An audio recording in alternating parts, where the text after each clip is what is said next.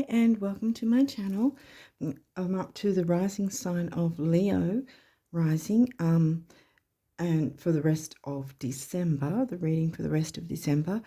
On my community tab I have the other video that's not cards, not a card reading, but it's the charts of both tropical and true sidereal, and you can follow along with whichever system you want to go with. And I talk about not just the new and full moons, but retrogrades, and especially this month, some kind of gnarly aspects on specific dates that we, that would be a good heads up to know about, to know how to navigate through and everything. I explain that in the video. So that video you'll find on my community tab. Excuse me. And it's the very first post, the video in the very first post at the top of my community tab, so it's not hard to find. Other than that, because with that video, it's like it dovetails this card reading, so it really gives you a thorough idea of how to navigate the energies. So yeah, because I give real world explanations and all that sort of thing too, like how it can play out in the real world, the different energies and aspects and so forth. Other than that, there's my pinned comment on this video, and also a couple of links you might find interesting in the description box of this video. So after having said all that, I think that we'll jump into the reading and see what cards came through for you guys. Leo rising, you've got quite a few cards to get through, so let's have a look. Well, that's your rising sign, so straight up we're looking at weighing up the pros and cons. Pallas Athena is a warrior goddess asteroid. What's that? Aquarius. That's your 7th house, actually. That's your descendant. So now we've got a moon phase, 3-day window, just before the new moon, full moon, just before the full moon phase. So depending on when this is uploaded, it's a 3-day window. The full moon will hit on the 15th, so we're looking at around the 12th. If that time has passed by the time you see this video, then just think back about what was going on around that time, perhaps. Might give you a bit of an indication. Pluto. Wow, there's a lot of purging going on lately. A lot of endings, a lot of letting go of things. Weighing up the pros and cons. It's about relationships of some sort, because that's your Libra house that Aquarius falls in. Scorpio. Scorpio's in your 4th, home, family. Intensity with home and family. 2nd house now, that's the Taurus house, and that would be in Virgo for you, so double earth. Juno, whoa, okay. Well, another asteroid, and this is definitely about relationships. 7th house there, this is a relationship reading one way or the other. This is still the last tendrils, the final tendrils of the new moon energy before the full moon hits.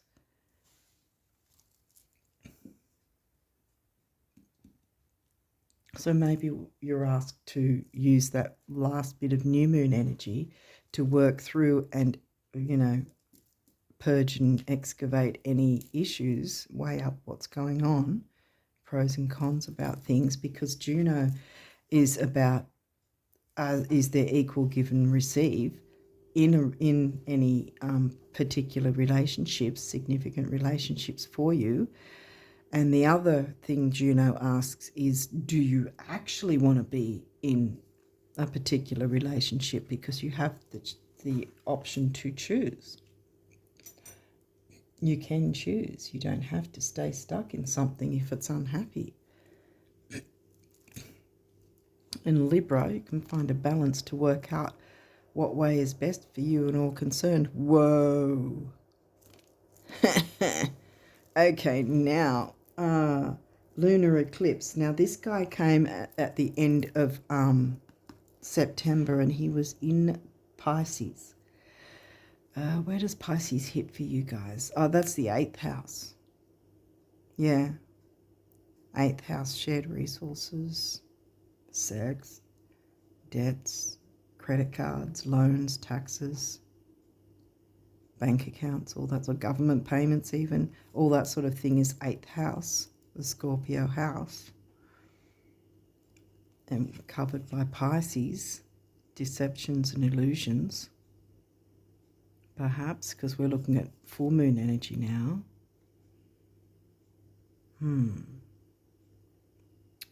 And this technically trumps any small moon energies, because eclipses, the reason I've mentioned the September eclipse is that if you don't already watch my videos or know,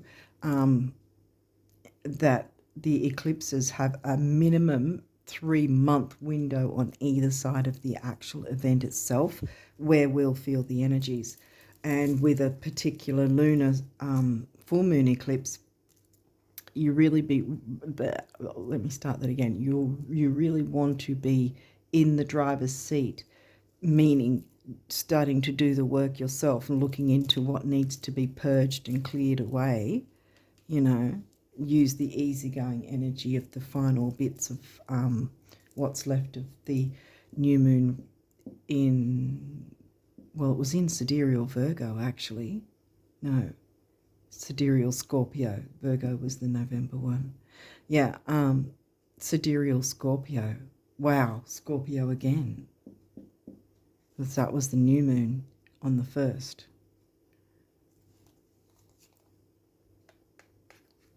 Okay, wow, all right. Ascendant, well, that's your rising sign.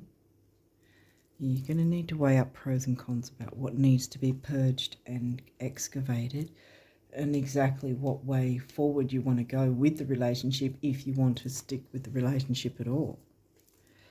Gemini, communication. Gemini's in your 11th.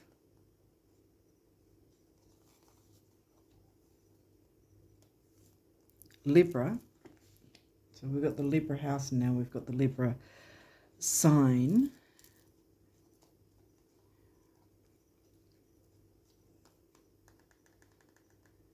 We have the Aquarius house and the Aquarius sign.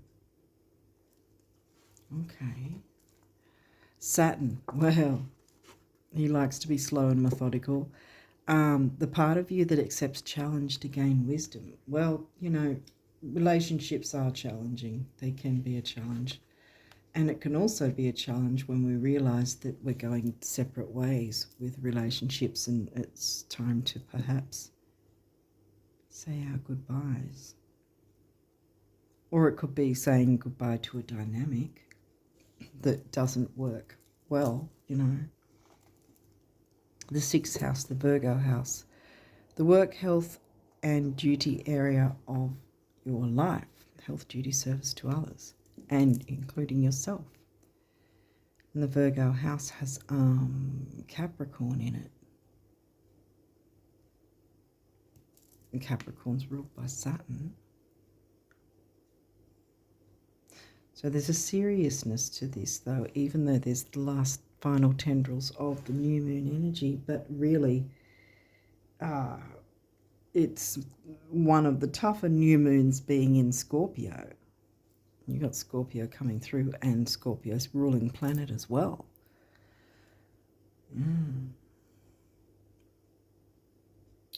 We'll take what resonates, but this is looking like either a dynamic or an actual relationship needs to be considered as to whether you're wanting to continue forward with it or not.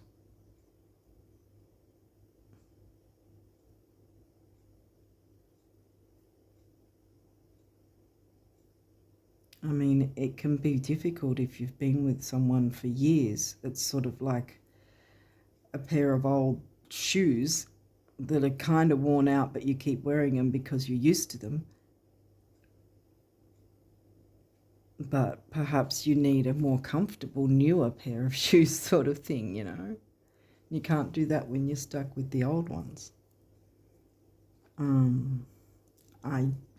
don't want to condone breaking up relationships, but if you're getting held back, like if there's definitely some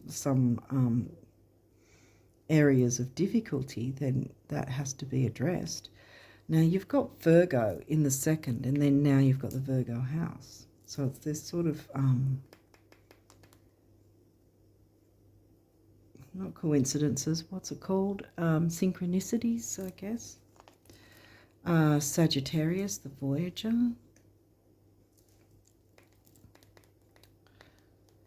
Sag is in your fifth. The Leo house. Because that's right. Ooh, Sun ruled Leo. Sun being. Because, yeah, you have...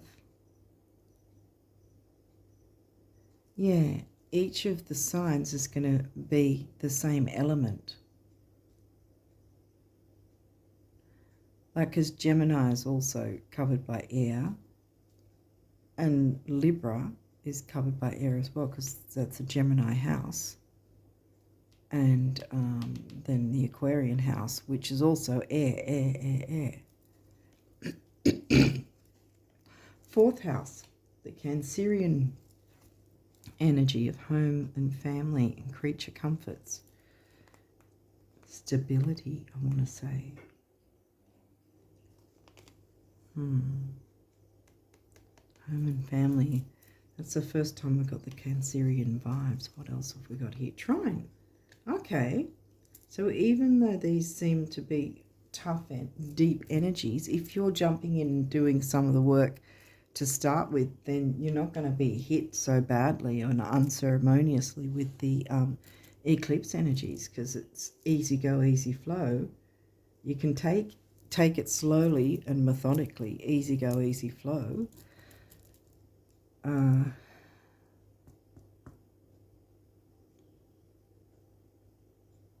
Yeah, because easy go, easy flow, because I was getting Pisces energy and I was looking around thinking, why am I getting Pisces energy? Because this was in Pisces.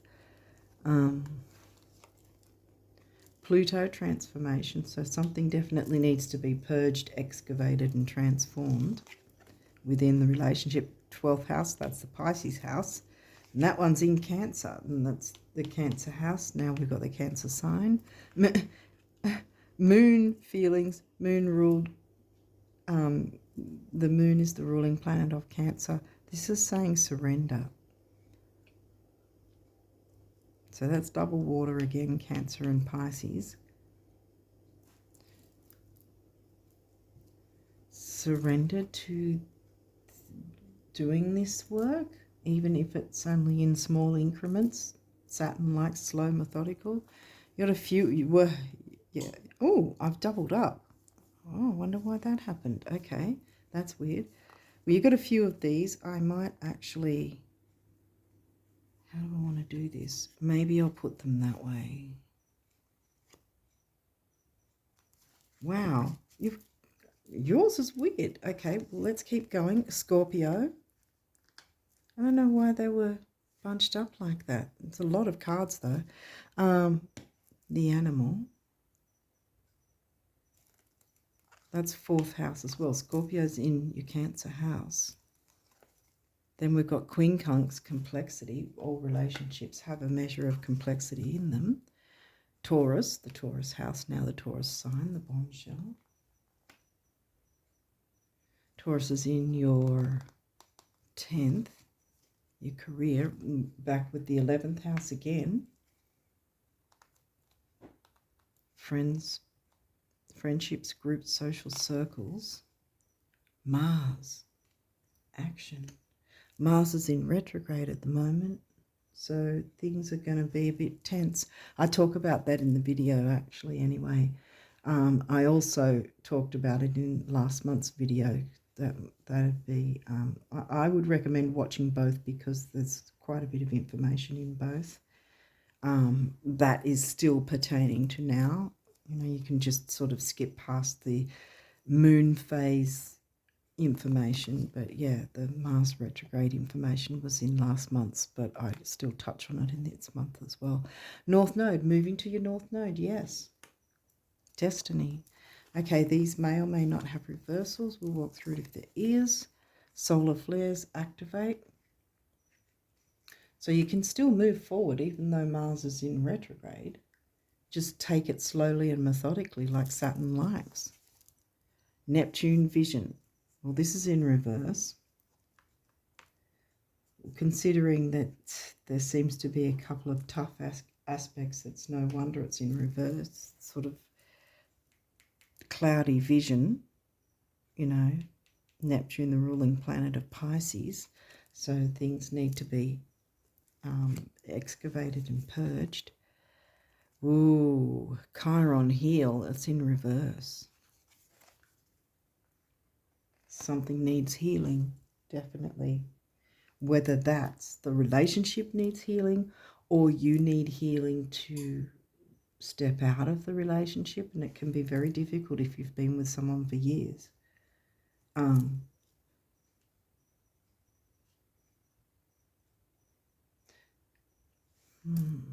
mean, for some it might not be a romantic relationship, it just might be like family. We can't always get along with our family, and sometimes stepping back is the only answer. You know, trine sextile. Now look, you've got that twice. Trine, flow, easy go, easy flow. There's a lot of Pisces energy. And with Saturn, it's asking you to look into these energies and make an effort to consider where you want to be in a relationship, weigh up the pros and cons, what needs purging. Clearly something does because something's holding you back, you know. So do the work so that you're not going to have it unceremoniously taken from you because the energies of the eclipse come around and see that you've done no work, so they do it for you. You don't want that. You want to do it yourself. Fifth house, passion. Okay. Fifth house is in Sag. Right, so that's the second time with the fifth house. I mean, children, creativity, romance, it's also about love affairs. Has there been some sort of third-party situation? And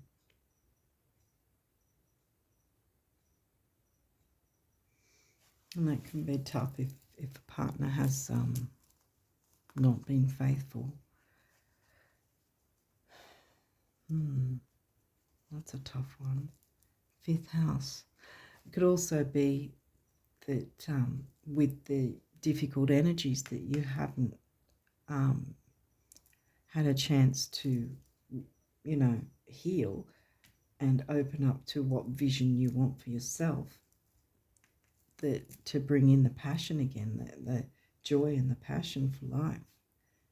I mean, sometimes the tenseness can bring us down with life in general. Leo, shine. Well, this is upright. Again, your rising sign is brought to the fore. Now, is that 3 times it's come through? Well, this was, yeah, rising sign here, rising sign, and I'm pretty sure, well, that's sun ruled. I thought that you got ascendant somewhere. Oh, well, I can't find it, so I'm not going to look for it. But, yeah. And this is South Node past. Well, there's 2 ways to look at this. One is, yay, you're not in your South Node, you moved out of it. The other is that you're stuck in your South Node, you know, that you're not doing the work, which is why this is in reverse, to then be able to open the way to really jump into your vision for what you want for yourself from the future, in the future. Okay, so now we've got the numerology cards. See what they say. Surrender. Pisces energy. Surrender to the full moon energy. base chakra, stability, security. What else is it? Grounding. 9, big beginnings, big endings. You can't really, and it's spirituality, I think, as well. You can't really get much bigger than the eclipses. 1, emotional vitality and personal power. Yeah, I think surrender to working with these energies so you can take your time methodically to see what needs excavating. Patience. Yeah, it's going to take patience, and that's why Saturn's here, you know. Take things slowly and methodically. Even Virgo, you know, is very detail. And we didn't just get Virgo, but we got second house as well. So there's definitely something to do with money, resources, shared resources perhaps, but have patience with working through these energies. This is your sacral chakra, so there's emotions, creativity. Remember creativity, turn that around, turn your passion around. Look into that. It can be about sexuality, relationships, healing, all that sort of thing as well. Relationship number. Love, partnership. Okay. There's your throat chakra color, speaking your truth. Maybe that's what's needed. Relationship number again. And then 6 is temporary opportunity. It's also focus, detail, and dignity. 2 and 6 is 8, money and stability. And these don't have reversals. It's funny how I opened it up in reverse, though, because it says domestic harmony. So it's needing to be worked on. It's needing to be healed, whatever the case. Again, throat chakra. Now we've got the heart chakra, and that we already looked into that chakra. 4, the number of the builder. 6, again, temporary opportunity, focus, detail, and dignity. And 4 and 6 comes to a 1, and we're back to emotional vitality and personal power. Now, notes from the universe on abundance. So let's see the abundance messages you guys got. The trick with spending money lies in knowing with every fibre of your being that it will return, and so it must, as if on wings, the universe.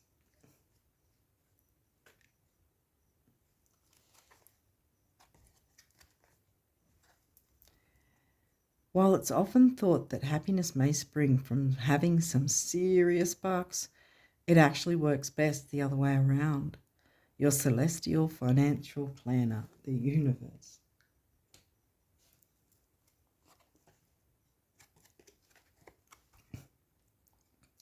The only economy that matters and can actually put money in your purse, your wallet, or the cracks of your sofa is the economy created by your thoughts, words, and actions. Every day someone new near you becomes a millionaire. Next, the universe. Why not you?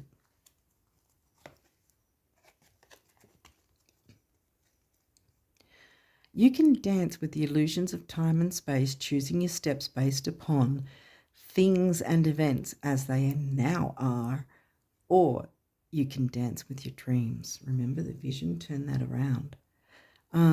Choosing your steps based upon things and events as they will be. And I bet you can guess which steps will perpetuate today's illusions and which ones will change everything. Shall we? The universe. The universe wants to dance with you and manifest and build with you.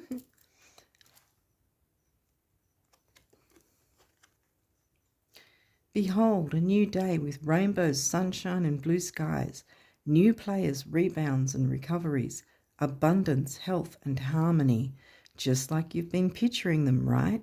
Right? Please tell me you've been picturing them. It takes so little, the universe. Yeah. Are you imagining abundance for yourself? Heal that. Take that time for yourself. Positive change, yay. Dare to be different. When you are criticized, remember that you will never please everyone. Many brilliant and gifted individuals were not fully appreciated or understood in their own lifetime. Yet it is often they who have sown the seeds of change.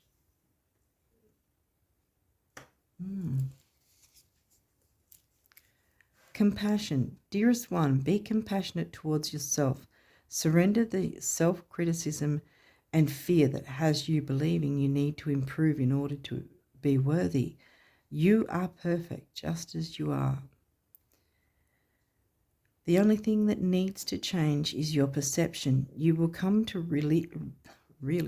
you will come to realize the jewel you are when you love and honor yourself as you are. Maybe that's the love partnership with you and the universe as well. It could be that. Oneness. Someone you dearly miss is forever present in your heart. Remember, dearest one, that even though there even though there has been a physical parting, spiritually those we love never leave us. Creation is eternal, nothing is ever truly missing, for all is interconnected and ultimately one. Oh, my nose is itching now. Action. Drop all fear and just do it. Take action. Solar flares activate. You have the power to create and be whatever you truly want. Look inside your heart and take positive action in those things that bring you, take positive action in those things that bring you closer to achieving your desired goals. Nothing can stop you except your own fears. Wow. This card is positive confirmation, actually, from God and the angels that the time is right for you to start a new and exciting adventure or venture. Domestic harmony, that might be it. New and exciting venture. Or something that's dear to your heart that you don't want someone else holding you back from moving forward with. Take it as it resonates. It might just be a dynamic within a relationship that, you know, there needs to be a healthier way to get around something or a healthier way to do something or to share time or resources, you know, because we did have Scorpio. So anyway, that was your reading. Hopefully it's made some sense and you've got an idea of some of the energies to work with. Again, I recommend specifically this month going to the community tab and checking that video, because I think it's going to really have some information to help you out with. So yeah, on that note, I'm going to leave it there. You will receive domestic harmony one way or the other, whether this is about you, you know, in your mind palace, or if it's you with a significant other. Things are going to improve. So just take a look at, weigh up the pros and cons about, you know, what's working for you and what's not. And Saturn wants you to be slow and methodical so you can take your time with it. Okay, so on that note, I wish you all the best of luck with December and onwards. And until next time, bye for now.